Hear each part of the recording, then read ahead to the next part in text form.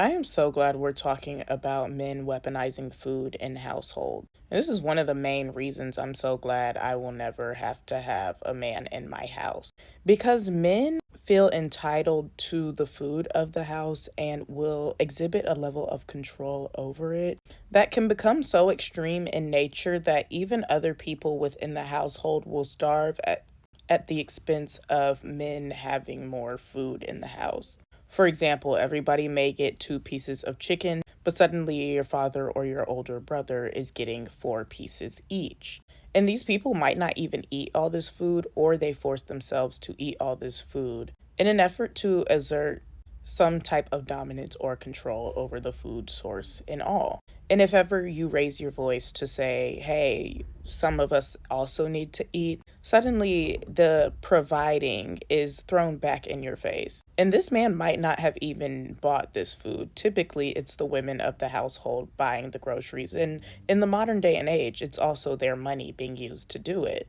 But especially if you're a child speaking up to, say, an older male relative, they will use not only their added years as justification, but also the fact that they may be a growing boy or a grown man. And even the women of the house may be told to limit what they're eating or be given these rude notions whenever they're making a plate, insinuating that they should have less food on theirs. And this, of course, comes at the expense of sacrificing the less food for others to have more food on the basis of sex within one family unit's household.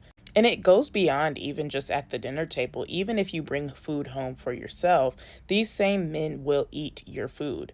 They know it's yours. I remember having to leave labels on my food. I remember having to hide food just so the men of the household wouldn't use food as a resource by which to further oppress you, especially if that was something normalized in the household. And they will eat things you spent your hard earned money for, and they'll be like, I'll pay you back though. But it still doesn't replace the labor of you having to go and get, and sometimes even food you've cooked for yourself, they will eat.